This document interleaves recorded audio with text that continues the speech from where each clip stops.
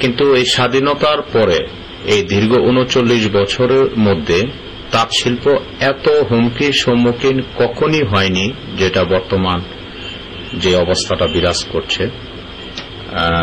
বর্তমানে যে মূল্য বাজারে তাঁতিরা যে সুতা ক্রয় করছে প্রতিদিন, সেটার মূল্য এখন আকাশচুম্বী এবং প্রতিদিন ২-৩ করে সুতার দাম বৃদ্ধি পাচ্ছে এবং তাঁতিরা সেই তাঁতের মালিকগণ প্রতিদিনই লস দিচ্ছে। এবং আমরা যেটা বর্তমান সরকারকে, এই গণতান্ত্রিক সরকারকে আমরা যেটা বোঝাতে চাচ্ছি বারবার আমাদের অ্যাসোসিয়েশনের পক্ষ থেকে, বাংলাদেশ হ্যান্ডলুম অ্যান্ড পাওয়ারলুম অ্যাসোসিয়েশনের পক্ষ থেকে, যে মাননীয় প্রধানমন্ত্রীর কাছে আমরা খোলা চিঠিও লিখেছি পত্রিকায় যে তাঁত শিল্পকে রক্ষা করুন। কারণ বাংলাদেশের যারা স্পিনিং মিল মালিক আছেন ওনারা একটা সিন্ডিকেট চক্র, এই সিন্ডিকেট চক্র বর্তমান সরকারকে ভুল বুঝিয়ে, ভুল তথ্য দিয়ে ওনারা বেনাপোল স্থলবন্দর দিয়ে সুতা আমদানি বন্ধ করে দিয়েছেন। এটা কখনোই পৃথিবীর কোন সভ্য দেশে আমার ধারণা এটা হতেই পারে না যে একটি স্থলবন্দর দিয়ে সমস্ত মালামাল আসতে পারবে, বৈধ সবকিছু আসতে পারবে, শুধু সুতা আসতে পারবে না। সুতার অপরাধ কি? এই সিদ্ধান্ত আত্মঘাতী। স্পিনিং মিল মালিকরা একটা শক্তিশালী সিন্ডিকেট চক্র, তারা কি করলো এই সরকারকে দিয়ে এবং তার আগে জোট সরকারকে দিয়ে একবার এরকম করেছিল যে বেনাপোল স্থলবন্দর ওনারা বন্ধ করে দিয়েছেন, সুতা আসতে পারবে না। যেদিন এই সরকারের 5 মাস চলার পর আনুমানিক যেদিন বেনাপোল স্থলবন্দর বন্ধ ঘোষণা করে সেই দিন প্রতি পাউন্ড সুতার মূল্য ছিল 65 টাকা। আজকের বাজারে স্থলবন্দর বন্ধ করার পরে, সুতা আমদানি বন্ধ হওয়ার পর আজকে সেই সুতা ওই সিন্ডিকেট চক্র স্পিনিং মিল মালিকরা আমার তাঁতি ভাইদের কাছে সেই সুতা বিক্রি করছে প্রতি পাউন্ড 115 টাকা। এটা একটা পরিকল্পিত লুট। এটাকে ব্যবসা বললে অন্যায় হবে, ভুল হবে। আমাদের এদেশের তাঁত শিল্পকে ধ্বংস করছে। আপনাদের এই টিভি চ্যানেলের মাধ্যমে আমি মাননীয় প্রধানমন্ত্রীর কাছে একটি সবিনয় অনুরোধ করব, কিংবা সংশ্লিষ্ট মাননীয় বস্ত্রমন্ত্রী, বাণিজ্য মন্ত্রী, বিজ্ঞ সকলের কাছে আমার একটি প্রশ্ন। যে দেশে 2 টাকার একটি বলাকা ব্লেডে রিটেল প্রাইস লেখা থাকে, যে দেশে একটা 10 টাকার সাবান কিনতে গেলে সেখানেও খুচরা মূল্য লেখা থাকে গায়ে, যেখানে 1 কেজি সয়াবিন তেল কিনলে সেখানেও একটা খুচরা মূল্য লেখা থাকে, আপনি যদি আজকাল 1 কেজি আটাও কিনতে যান সেখানেও কিন্তু খুচরা মূল্য লেখা থাকে। এটা কেন লেখা থাকে?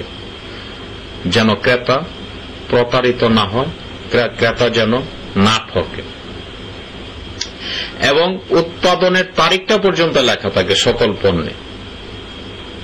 আজকে দুঃখজনক হল সত্য, আমি আপনাদের টিভি চ্যানেলের মাধ্যমে জাতিকে জানাতে চাই যে আমরা এত দুর্ভাগা তাঁতি সমাজ, বাংলাদেশের এই কোটি তাঁতি পরিবার, যে সুতা এত গুরুত্বপূর্ণ একটি বস্তু, সেই সুতা কোন প্যাকেটে, কোন কার্টুনে, কোথাও এটা উৎপাদনের তারিখও লেখা থাকে না এবং সর্বোচ্চ খুচরা মূল্যটা পর্যন্ত লেখা থাকে না। এটা পৃথিবীর কোন সভ্য দেশে এমন নজির নেই, এটা আমি চ্যালেঞ্জ করে বলতে পারি। এবং এই সর্বোচ্চ খুচরা মূল্য লেখা না থাকার কারণে, আর অপরদিকে ভারতের বেনাপোল স্থলবন্দর দিয়ে সুতা আমদানি বন্ধ করার কারণে 65 টাকা পাউন্ডের সুতা আজকে 115 টাকা, এবং এই কারণে হাজার হাজার কোটি টাকা এই গুটি কয় স্পিনিং মিল সিন্ডিকেট চক্র তারা বাংলাদেশ থেকে লুট করেছে। এবং এই টাকার পরিমাণ কমপক্ষে কয়েক হাজার কোটি টাকা হবে। এই টাকা আমার এদেশের তাঁতিদের এই টাকার মালিক এদেশের কৃষক, এই টাকার মালিক বাংলাদেশের 16 কোটি জনতা।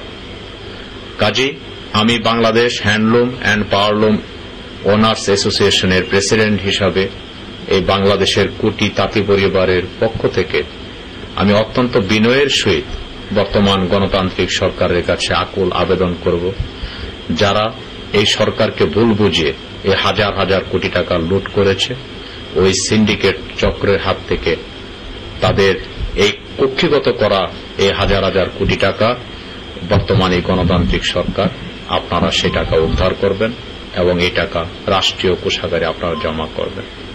আমি বিশ্বাস করি যারা 71-এ মুক্তিযুদ্ধের বিরোধিতা করেছিল তারা ঘৃণিত রাজাকার। আমি এটাও বিশ্বাস করি যারা স্বাধীনতার 39 বছর পর এই স্বাধীন গণতান্ত্রিক দেশে সিন্ডিকেট করে এদেশের টাকা লুট করে তারা ওই রাজাকারের চাইতেও অনেক বেশি ঘৃণিত, পাষণ্ড, বর্বর। তাদের তালিকা হওয়া উচিত এবং এই সিন্ডিকেট চক্রের তালিকা বর্তমান সরকার জনসম্মুখে প্রকাশ করা উচিত। আমরা মনে করি আমরা অনেকে জিজ্ঞাসা করে গোপাল দিঘি সন্ধি না নারায়ণগঞ্জ, মানুষ কিন্তু দূরের মানুষ অনেক সময় বুঝে না। আমরা আপনাদের খুবই নিকটতম প্রতিবেশী।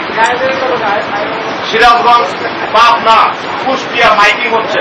গতকাল আমাদের আপনার মোবাইলে মাইকিং শোনাইতেছে এবং 125 জনসভা হইতেছে। আগামীকাল 12 তারিখ থেকে অনির্দিষ্টকালের জন্য পাওয়ারলুম হ্যান্ডলুম বন্ধ। এবং আমার সাথে 2 দিন যাবৎ সরকারের বিভিন্ন এজেন্সি বৈঠক করার জন্য বিভিন্ন আলাপ আলোচনা করতেছে। আমরা বলছি যে না, আমাদের তার তো স্পিনিং গুলো তারা অর্ধেক খাইয়ে দিয়েছে, বাকি অর্ধেক এরা খাইতে দেবো না, আমরা বন্ধ রাখবো। আমরা বন্ধ করছি।